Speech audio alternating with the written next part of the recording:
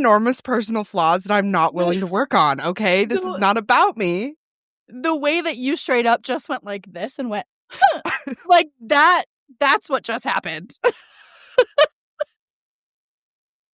First of all, fuck you. I did not need to be called out like that. I am pinnacle of mental health, all right? You're correct. We are at the peak of our healthy mental boundaries. It's correct. True. I fired my therapist last week. Really? You should be her therapist now. Yeah. Really, she can't afford me. Oh my God. No. The way she would be like, bitch, sit down. Right now. Yes, ma'am. Welcome back, everybody. I'm Erika. And I'm Sarah. This is the Living Understaffed podcast, the chaos we can't clock out of. Erika, how's your week been? Terrible. Thanks for asking. So much. Yeah, I just have a lot of emotional turmoil going on right now. Everywhere. Yeah. It's too much to explain right now. I am also in the same boat as far as like job, personal projects, podcast. My mental health is tanking this week. This summer is going to be wildly busy for work, and we're losing a staff member, and it just like, the unknowns are the unknown, and I have anxieties for encyclopedia's worth about it. And so, I don't want to get into it because I will get on a soapbox and I won't stop. We had some pretty interesting conversations about mental health, and so we're going to kind of roll into some of that topic and then get into today's segment. Erika has this friend, he who shall not be named. I will not name him on the show anymore. He suggested the 13 and Lolita Effect on teenagers in general. The effect that like social media and current influence and all of those things have on teenagers and whatnot that are going through puberty or just going through middle school and high school in general. The whole like pressure of whatever society that you live in during that time frame, but also outside influences. And now with social media influence and internet influence, oh my God. So This is a great topic. This is a great topic for today. So we're going over the 13 and Lolita Effect. It was the video that we're pulling this from is called the 13 and the Lolita Effect by Yara Zayed. And she did a pretty good job, I think, of summarizing it with like her experiences as an actress and then also her experiences watching those movies and also like research that she did about the actors and actresses in those movies. But essentially it's like she says in the very beginning, like girls are told by media and adults to be sexual, and then when they respond to those demands by being sexual, the consequences are always their fault. Like they were the temptress, they were the whatever, they were the pursuer, it is always their fault, even when they are just doing what they're told to do. Because if you think about, especially in the context of this, like how young they were, and or like even yourself, like 14-year-old me was not mature enough to make a lot of any sexual decisions, to be honest. Not at all. And even just the way that you are doing your hair and doing your makeup at 14 and the influences that you have, I grew up in the era of like blue eyeshadow all through junior high, but there were girls that were learning how to contour and I was like, what the fuck is that?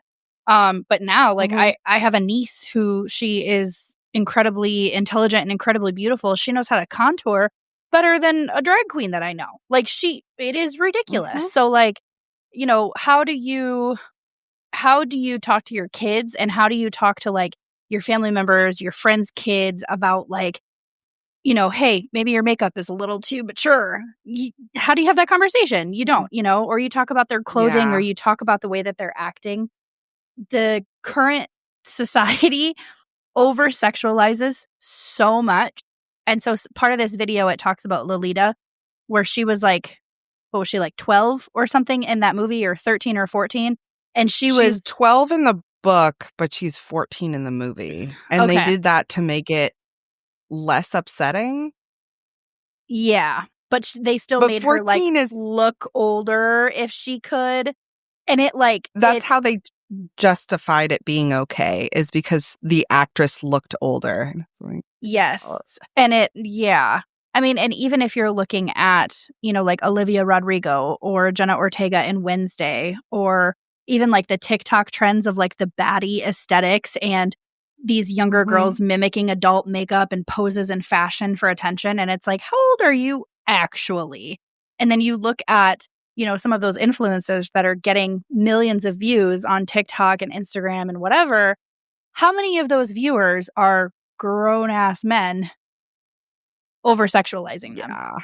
Like, and Yeah. it's, ugh, it's just kind of cringe and not, I mean, did I do it at 14? Yeah. Did Erika? Probably. Yeah. Yes. So Mhm. how do you approach that topic? And so this video also talks about how in 13, what's her name? The the one character, sorry. Um Oh, I know the actress's names, I don't know the character. It's like sorry. Tracy and I don't Yeah, remember the Tracy is the more like angelic one. Um So Nikki Reed is the mm, co-star, and so they talk about how she, um, they wanted to, or she initially had wanted to be cast as Tracy, the more angelic or whatever, and there was actual dialogue about how they didn't want to cast Nikki Reed because she didn't look innocent enough, and Evan Rachel Wood was cast for her more angelic appearance. And so Nikki Reed sort of wrote 13 with the director, I don't know who she is. Anyway, but yeah, she yeah. co-wrote this. She was a family friend. And so she like co-wrote it and there was a lot of backlash for her in her early career about how, oh well, she must have gone through these things. This must be based on her life because she was so good acting in it and she did so well. And it's like, Yeah. also that's acting, but this also comes down to like so many different conflicts that we have in like the world of Hollywood. And what did they call it in the video? They called it the machine. The machine keeps Yeah. going and still Mhm. continues to over sexualize these girls that are a lot younger. um And also putting them in situations like what when they were making out with their neighbor or whatever. The yeah. actresses were what? They were like 14 and 15 or Mhm. something in the movie, and he was like Yeah. 28, and they were like, Evan Wood was uncomfortable, Yep. but she didn't feel like she could say anything. And that I know there's a lot of like dialogue for usually from adults, especially adult men that are like, well, she should have just said something. And it's like, I don't think you realize how scary that is when you were a teenage girl and everybody is criticizing you for like how you dress and how you talk and like all of these things. Mhm. And that's not you showing any weakness at all. And then you do. And it's like, oh, it's because you're a teenager or it's because you're a girl or it's because of like, oh, you're just being sensitive or like whatever, whatever. Mhm. And especially then, because they're like the actresses now are just a little bit older than us, Mhm. I think. I think so. Um, But even so Brooke they're Shields came out with a documentary about, Oh God, Mhm. what was the hold on. Pretty Baby.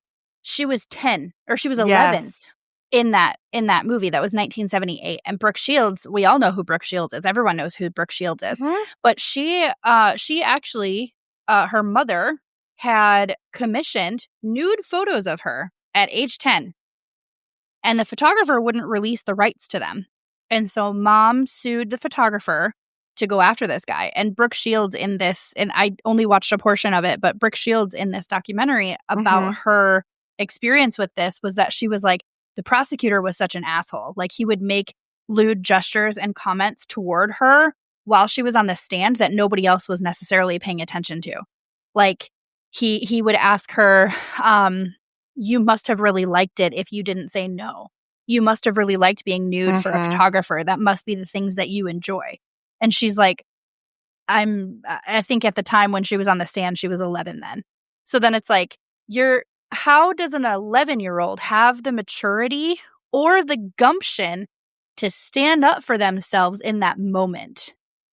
How? How is that Yeah. fucking possible? And then you look at like the questions that come from it, Did the public and the media justify the sexualization of a child just for the art? Yes. I would say yes. I mean, you see it all the time. And then you have these actors and these people that are in the industry that they are making all these decisions and they are doing these things that either could be over sexualized or even dangerous to them. And they're doing it because they need a paycheck or want a paycheck. Mhm. So where do we draw the line as a society? Hi, my name is Anya Keeler. I'm a Kansas City-based independent author. My debut novel, The Sound of Storms, came out in October, and it is a little bit of everything you want in a fantasy novel. It's easy to digest. It's got plot. It's got smut, and it's got double enemies to lovers, and everybody is queer. So if you want a little bit of diversity, if you want a little bit of disabled representation, this is the book for you. Yeah, and what is the prioritizing certain things or certain people? Like, I think that's one thing that I think is really good about, first it was Jeffrey Epstein, and then it was R. Kelly, and then it was P. Diddy, and I'm sure there were a lot of people in between, Bill but those are like the Cosby. biggest, like, yeah, like you, okay, these men did a lot of creative, groundbreaking things in art and media. But is it worth overlooking everything that they're doing to children, right? Mhm. Like, Mhm. and I know at least like when we were teenagers, it wasn't like, it wasn't seen as that weird to be like, if you were a teenager to be dating like an adult, like, cause you remember, Hilary Duff was dating, the lead singer of Simple Plan. She was 16 and he was 28. Yep. Gross. Yep. Like, Well, what's and the age even difference between Beyonce and Jay-Z? oh, I have no Because they idea. met when she was like 14 or something. Like, they met when she was really young. Like, Even if or you look even, at what's her face? The blonde, Evan Rachel Wood. Sorry, I keep forgetting her name. yeah. She was dating Marilyn Manson, Mm-hmm. and he And was then she he was, was how much older? And then she said that in a later interview, she talked about how one of the first things he ever said to her was, "Oh, I loved your work in 13." That's a that questionable statement, sir. That's questionable. too. How about you retract that statement immediately? Like, Yeah.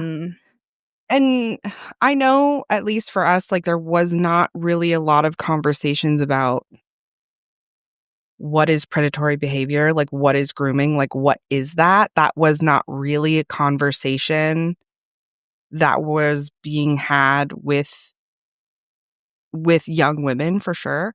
Yeah. Like, it was very much like, you should know that this is inappropriate. Like, you should already know. But it's like, how?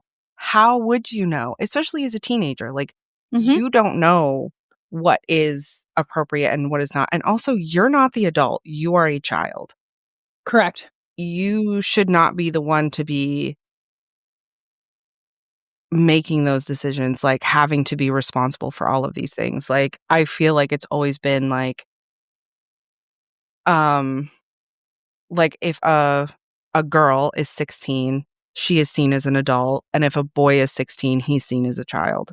And that isn't necessarily like a conscious thing that our society does, but for sure, like, if a 16-year-old actor was dating someone who was 28, everyone would have something to say about it. Mm-hmm. Everyone would be like, that's inappropriate. That's weird. I don't, like, Mm-hmm. But it used to happen all the time with Mm-hmm. girls. And it was like, oh, well, that's just like whatever. Like, that's just Hollywood. That's just Hollywood. Yeah. Yep. Yeah. And even that's what's shitty her and name? gross. Drew Barrymore talks about it a lot. Mhm. She talks about how Yeah. she was in clubs and stuff when she was like 12, taking Mhm. cocaine from people and alcohol from people and smoking and like, what the hell? Like that. Okay. But that was a norm because she, and I think Kirsten Dunst talked about it too. And even if you look at the sexualization of Britney Spears and the whole, Mhm. fucking ridiculousness around her parents having control over her estate and her money and her life and all of those things. And it's like, it's shocking what people consider to be societal standards in Hollywood, because those types of societal standards are not necessarily the norm for like the average country bumpkin town that I grew up in, right? But it is for people who are pursuing Hollywood careers, and it is for people who are pursuing those types of things. That's really unfortunate. That's really sad. The child in and of itself, maybe that's how the intention started out, especially with like the Britney Spears situation. Maybe that was the intention, is protecting her from the adult obscenities of the Hollywood world. But that's not how it ended. That's not what happened in the end. Like, that's not, and No. standards change over time, right? So another thing that they talked about in this particular YouTube video was about how there was a New Orleans sex worker that this is from what, early 1900s, I think they were talking about, and how there was this brothel that this girl decided that she wanted to interview, but she wanted to remain anonymous. And there was a reporter who was poking around asking questions. And it talked about how this girl, she started off in this brothel at like 9 years old, working in there. And not necessarily always sex with men, but it turned into that very quickly. God damn it, Daisy. Calm down. But it like... Yo. But it turned into her absolutely turning into a sex worker and having sexual acts with men and some women.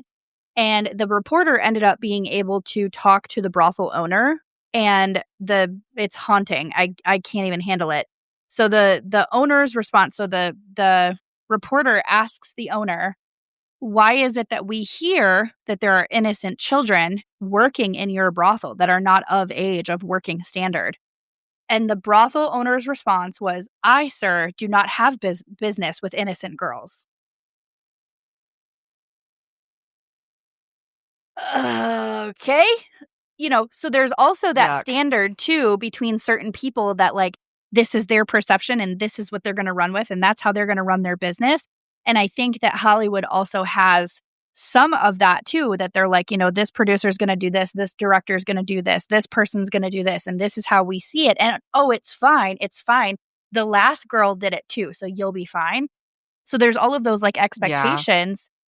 How does, and again, we're coming back to this question, how does a 14-year-old teenager who wants to be famous, who wants to make an impression, who wants to have an incredible career, say no to a director? How? How is that possible? Because then, and we've all heard the stories, I'd have to come up with some actual examples. but we've all heard the stories of like people getting kicked off of sets and not getting calls or invites back to future sets with either that director or that team because they were so difficult to work with on set. And it's like, was she being difficult, or were her parents being difficult about the situation, or were they standing up for her as a 14-year-old child? Yeah. And I like, it's definitely more extreme, I think, in like Hollywood or like The Machine, but it definitely bleeds into like, because that's what you're exposed to when you're a teenager. So you're like, that is what I want, right? Mm-hmm. And it sort of, it bleeds into everything, like dress codes. That is a great example. I think they're changing now, but when I was in high school, there were the female dress code and then there was the male dress code. And the female dress code was very much like, you can't show your shoulders, you can't show your bra strap, you can't, your skirt has to be longer than your knees or whatever, right? And the justification for it, or at least the justification that I was told in my high school, was that it was too distracting. And it's like, so like and at the time I was like, oh, okay. But now I'm like, should never be like, so we're already teaching girls when they're really young that boys and men, their can't handle it. Reactions, right? Yeah, to their body is their fault. Yep. Like, so they have to be the one to do it. And that's not like, all of society is like that. Like the whole like boys will be boys, and like, oh, like you need to make sure that, you know, you have a buddy system, and you have to make sure you don't get too drunk, and you need to make sure that you're dressing appropriately, and you need to make sure that you're not like, you know, flirting too much or acting too friendly or giving him the wrong idea, when actually it's not their fault. And you and I be the boys that are taught are in to our have better mid-30s. boundaries and better respect for people of the same sex and people of the opposite sex. Like, how about teaching our kids, females and males, more boundaries on what that means, what the repercussions are? What does that do to other people? Yes, I understand that is kind of a double standard on a sense of like how girls can dress or are supposed to dress or whatever. But also, I'm playing a little bit of devil's advocate too, because the amount of hormones raging through a teenager's body from like age 11 to age 22 is fucking obscene. On my worst enemy, I would wish them to be 16 again and have uncontrollable hormones. Like, no thank you. Nobody fucking wants that. So really then Correct. It comes down to the adults having those conversations with their kids. And not in a million years would I ever choose to be a middle school or high school teacher. Props to you people out there that are doing it, because I would lose my shit daily on half of those assholes. No, that is not the career field for me. Yeah. But I mean, props to those people who are in those situations, who are teaching those classes. Like, I'm dumbfounded. And while Erika was a foster parent, and I do not have children, there's not a lot of room that we can necessarily talk about what parents should or should be doing to help teach their kids. But as a conversational piece, and having that like awareness and that topic kind of out there and talked about a little bit more, I think is just going to hopefully improve the situation in the future, rather than just sweeping it under the rug a lot of our societal standards are swept. I'll get off my soapbox.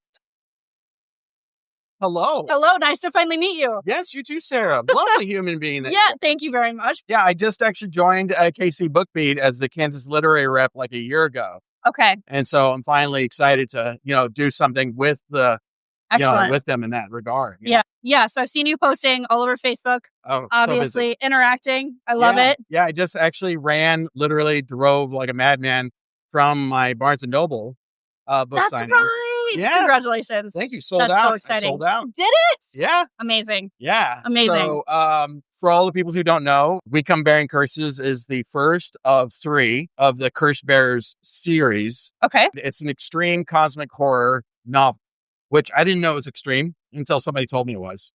Okay. I was like, oh, okay. I thought that was normal. Got it. So the story is about 2 brothers who have been estranged by family trauma. And one of the brothers thought he was going insane because he was seeing ghosts and demons. He was seeing these visions of like very frightening things. And so he ran away from home because his mother died from a similar situation. Wow. And so he goes to live on the streets of Kansas City, becomes a alcoholic, drug addict. Then he has a near-death experience with an overdose. Wow. And after that experience, he finds out that all the things that he's been seeing this whole time are actually real. They just live on a different plane of existence. Okay. So he can just see into that plane. And so it's like kind of like seeing 2 worlds at the same time, one laying on top of the other. He learns to control that ability. He has to wear special sunglasses, but he's still very kind of a unique individual. When people meet him, he always seems a little distracted, a little spacey. It's my whole life. Yeah, Got right? it. It's like, I'm not writing myself into a character. Right. He finds his new family. His best friend, Mata, she's deaf and mute from India. She's kind of like his enforcer. She's his bodyguard. Okay. She's like a 5 foot tall MMA fighter, Oh, geez. Just a little badass. And then they have their partner who's named Vincent, who's like this smarmy peddler. He like deals with things that like kind of fall in the black market, but with like for cursed items. Back home where he ran away from, his older brother still lives there. He has his own family, and he's a cop with a family of cops. They are given a prophecy that their hometown is the place where the world will end if they don't stop this psychotic group of cultists from summoning Cthulhu and all these like great old gods. It's very character driven. I used to be a firefighter and a paramedic, so I get to add a lot of my visceral experiences to the story. That's cool. As well as my own personal PTSD, alcoholism recovery process. That's why it's like more of a human story with lots of gore and fun and action, tentacles and teeth. Who can ask more? Oh, and if you need another selling point, there's a Cane Corso, lovely, big, giant black dog. We love big dogs. Who doesn't love a big dog? And her name is Lizzie Borden. Perfect. Yeah, so she's kind of like she's Phineas's other enforcer. Very cool. Yeah. So for our listeners out there, where can we find you? You can find me where any book is sold. Including Barnes & Noble now. Including Barnes & Noble. Me. Yeah, right? So Amazon, Barnes & Noble, anybody who buys a book from me, if you're out here today, or if you purchase a book and you want to get a hold of me, you can go to ZachariahChamberlain.com. I'm also giving away a free short story that features the main character, Phineas That, called Haunted Bodies. I'm using that story to showcase an anthology from all the local horror authors who want to join. That is so cool. Yeah, so I'm using hopefully the notoriety and popularity of my own story to help them get more exposure. Excellent. And kind of feature the people I get to work with. That is just great. Well, thank you. Yeah, of course. Thank you so much. This has been really great. Yeah, thank you for having me. I love your laugh. I'm glad I could entertain you. Absolutely. So, and call me back anytime. I'd love to do interviews. And oh my gosh. Yeah, interview me. Hello. Of course. Any chance to talk about myself? Excuse me. Why do you think we started a podcast? We're certified yappers. I assumed it was to talk about me. All right. That's so good. So I guess I have like 2 answers or 2 responses. Is like the first thing is fashion changes, and it's been changing really quickly since like the turn of the century, right? Yeah. Or the year 1900, the one that we were not alive for because we're old. We were born in the 1900s, though. Be patient with us, okay? Like the people used to lose their fucking minds if you saw like a woman's knees. Like if you saw her knees in like 1870, like boners everywhere. They would not be able to control themselves, right? But And now we have you see them jeans with enough. knees cut out. Exactly. So it's like part of it is like fucking get used to it. Like it's really like but Grow at the up. same time, I remember grow up, but I also remember taking my daughters to get like because we were potty training them. So I took them to like get like they got to pick out their underwear. So like if they had a day where they didn't have an accident, like we would try to put them in underwear or whatever. We made it like a whole like a thing. And the amount of like girls' underwear that was made, like there was like, oh, like cheeky underwear. And I'm like, that's disgusting. That like, I'm like, ugh. Because girls and boys anatomically are pretty much the same. Like they're the same size. They have the same like so the difference in size and the difference in cuts really should not be a thing. Because they're basically the same. Which I really which I didn't really grasp as much until like I was a parent and I was shopping for clothes for little girls and they already like are not like overtly sexualized, but definitely like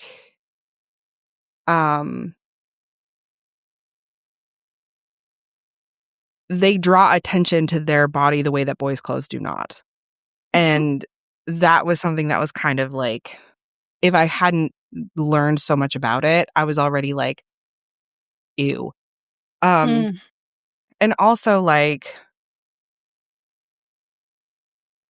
being a foster parent, you have to take all of these classes on recognizing trauma and seeing how trauma manifests. But one thing that I did not realize or I didn't think about is that 60%, it's documented that 60% of girls in foster care have been sexually assaulted by either in foster care or before entering foster care or both. And 96% of the offenders are men that are significantly older than them, just like most of the fathers of children from teenage mothers are not minors who are significantly older than their, teenage partner. So it's stuff like that that I think is really, really important to talk to like boys and men about. Like it is very important that a girl feels safe with you because there are so many men that are not. And also we need to do a better job of teaching girls that like not just like, oh, you have to go to a party with a friend or whatever and be like it. Everybody wants to tell girls, don't go out at night, watch where you're wearing, don't do all of these things, but nobody wants to tell their sons, like, there's a really good chance that you're going to sexually assault somebody in your lifetime. Like, it's pretty decent. Or be accused of assaulting someone. Yeah. So, yeah. Having that, and this is go ahead. And it's also a scale, right? Like, it's not, like, at least I remember when I was in health class, it was either, like, you were assaulted or you were not. Like, there was no, like, gray area. Yep. And now we know, or even, like, our own personal experiences, like, how many times were we like, wow, like, I didn't like that experience. Like, that did not make me feel good. And because of how you were treated after, or because, like, you just wanted him to leave you alone or like whatever. And like, yes, I made that decision, right? Like, I don't necessarily think that it was assault, but at the same time, I really wish that guy would have cared at all about my feelings or considered how it would make me feel or you know, stuff like that. And I don't think that is a conversation that people are having with their sons or haven't had with their sons, at least by the time we were teenagers and becoming sexually active, because I genuinely, and that I was think not a conversation. I definitely never had a conversation like that with my parents. It's absolutely a comfort level thing, right? Like, is the teenager going to even be receptive to that conversation? Because a lot of times it's either uncomfortable or like, no, it's not, you know, denial, immaturity, you know, like there's a lot of factors that go into that. But at the end of the day, that teenager is still the child in the situation, and the parent needs to be more consistent, and the parent needs to be more persistent. And like, and again, not a parent. I am not judging anyone's fucking parenting skills. This is not a thing. I am simply reflecting on my own situation as a teenager with parents. And while that in and of itself is a conflict, you know, had my parents talked to me about it a little bit more, I think that things would have been a little bit different for me as far as like sexual assault or being able to stand up to myself for certain things.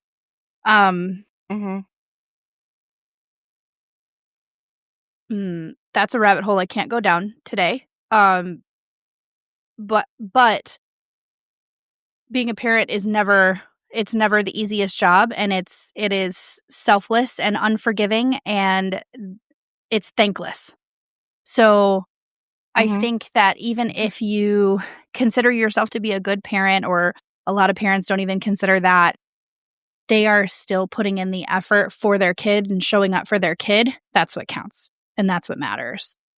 You know, and then circling back, we have to, well, we don't have to, but we are constantly surrounded by societal standards and what women and girls are supposed to look like and how skinny or fat they should be.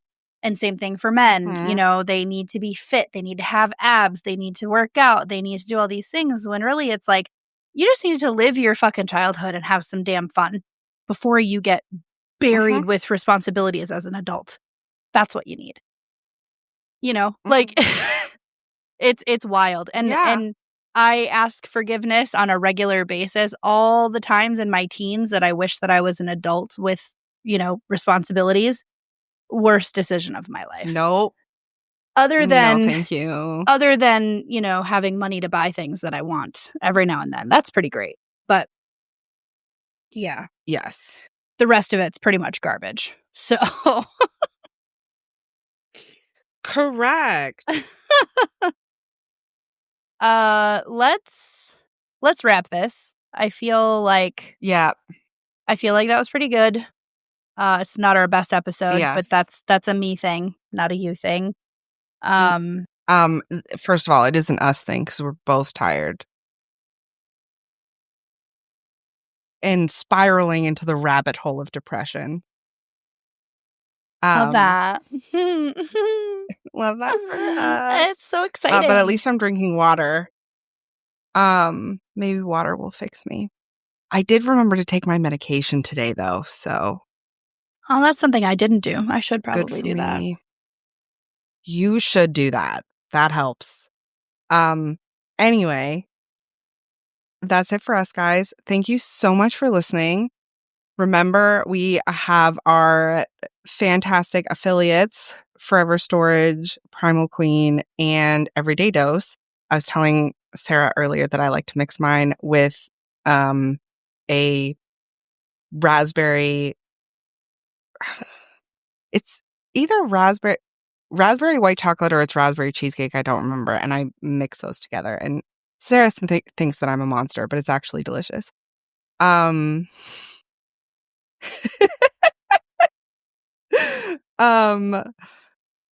Remember to join our Discord and check out our book club that we totally remember to do every single month. And we love you all so much. Like and follow and leave comments. Leaving comments truly is... Reviews too, guys. Please, for the love. Yes. Truly. for our mental health, please.